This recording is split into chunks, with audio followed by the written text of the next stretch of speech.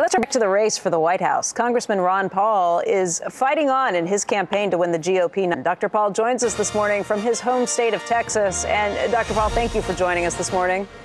You're welcome. Big day today. We do have a couple of more primaries coming up. And how do you expect that you'll fare in the South today?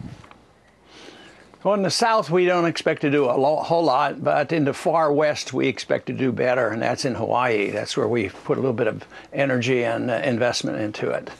And you have come through this, and you continue to pick up ground. You continue to win votes. My question is, you are probably not going to be the one who wins the nomination in the end if things continue at this pace. What do you hope to do with your candidacy, and how long will you pursue this? Well, there's four of us in the race, and of course, Romney looks like he's ahead, but he's far from having it won. That's true. So there's a lot of talk about a brokered convention. So with the enthusiasm and support of a whole generation of individuals, I feel obligated to stay into it until we decide who's going to be the nominee. Well, if it went to a convention, do you think it would be one of the four of you who's still in the race?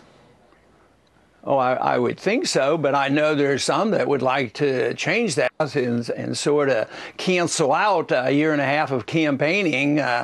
Some of the people in the leadership of the party, sometimes don't like what you're saying, and sometimes the leader party don't like a lot of young people coming in and taking over the party, so they rather resent newcomers into the party. And I think that's what has happened to us. There's a lot of resentment of new people coming in, and there's a lot of fighting going on with leadership in the various states with young people coming in and wanting to participate. You've done a phenomenal job of tapping the young vote. How do you think you've done that?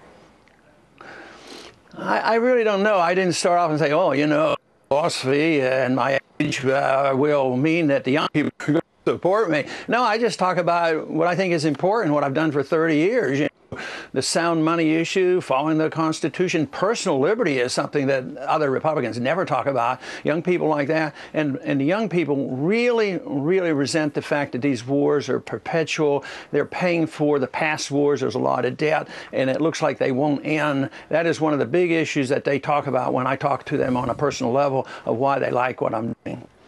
One of the issues that has certainly been a touchstone recently is the rising price of gasoline. That's something that the president has been dealing with. Newt Gingrich has come out with his campaign for how he plans to keep gas at $2.50 a gallon. What's your plan for tackling gas prices, and how do you plan to help the American voter? Make my point, I say if you had sound money, it would cost about a dime. In terms of silver, that's what you could pay for a gallon of gasoline right now. So it isn't the price of gasoline that's going up as much as the value of the dollar is going down. But then again, the regulations and the lack of drilling and the lack of competition in production is one thing. So deregulation certainly would help. But that's half. We all know about supply and demand of the product, but very few people talk about supply of the monetary unit, and that's one transaction. So you can't ignore that. You can't just say, well, increase the supply of energy and all of a sudden the prices will go down. I think it'd be a hard time just by trying to increase the supply of energy and get gasoline down to $2. That's not going to happen. But I think it's a money issue that people forget about and they should be talking about. So, Congressman, we've been having this little mini debate today about the ability of the Fed, once it realizes that that inflation is more than just a future worry, that they have the tools to make sure that it doesn't get out of hand. And my question to you, I ask the question, if you just add up all the debts that we have here and all the entitlements, the promises, future promises that we've made here, and then go ahead and throw in Europe and throw in everyone, is the fiat currency that we have right now, does it really reflect the future obligations that we have? Could the Fed just say, okay, now is time and we're going to do it? I mean, or are we already too late? I think it's too late because we've made the commitment. The only thing holding it together is sort of an illusionary trust in the dollar because there's no place else to go, except some countries now are saying, well, it will end, so we better subtly move over and use gold and do other things in the Far East. They're seriously talking about there, and even in the oil countries, they're talking about this. But for now, everything depends on the dollar. So if they come to a crisis where the prices go up and you need a Paul Volcker, to do something, this would crash the economy. And of course, if you continue to do exactly what we're doing now, it crashes the economy. We're not there yet, but it will come. Last month, a $200 billion deficit in 1 month, that used to be the entire budget of our country. And that is unsustainable. And eventually there'll be a loss of confidence in the dollar because that's the last thing that's holding us together. And to me, it's an illusion that the dollar can bail out the world. When you look at what you hope to accomplish, again, by the end of the day, what's the most important things that you've brought up in this campaign that you hope will be lasting effects? Well, the status quo of politics in Washington and around the country has to end. And I see it as both parties. People have to think more independently. And this is where I have thrived. I mean, the young people who are just coming into it are understanding what they're getting. But also, I do the best with independents. And they're not measured in the Republican primary. Independents are sick and tired of it all. And now the large majority of people say, especially with the mess that's going on in Afghanistan, the American people by a large majority now are saying it's time to come home if you can't do any better than that and running up these debts. So I would say contributing to this whole idea that the status quo won't last. You can't keep bailing out. You can't keep the same monetary policy. You can't keep the same foreign policy. And the entitlement system is totally out of control. It's on autopilot, and nobody else has proposed a cut. The other candidates say, yeah, cut on the proposed increases.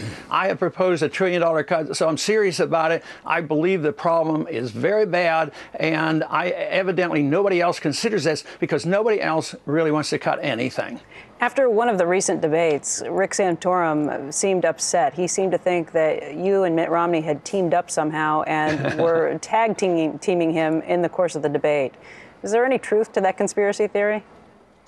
No, some people are more into conspiracies than I am, but I think he's more involved in conspiracies. No, it's just because we're cordial with each other. We've known each other, and we talk about family. He has 5 kids. We have 5 kids. So I don't know whether that's a political crime. Ron, will you back the eventual Republican nominee wholeheartedly, whoever it is? Wholeheartedly, I would have to reassess that because they're still talking about. They want more war than Obama. I think Obama wants way too much more. He's ready to go into Syria under the UN resolutions and flaunting the responsibility to tell Congress or ask Congress.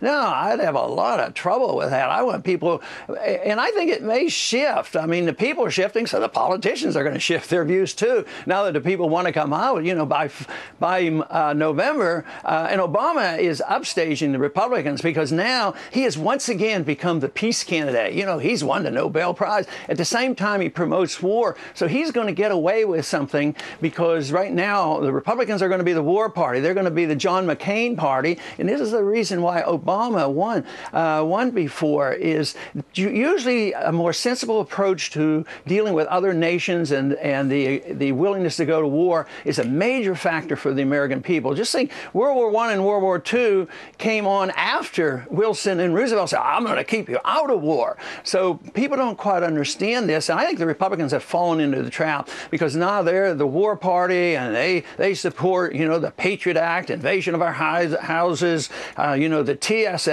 and all these things. That's what the young people and independents do not like, and I think they're setting the stage for a difficult time in the fall. So if the perceptions change and their attitudes change, my mind about the other candidates might change, but right now they're in favor of way too much big government for me.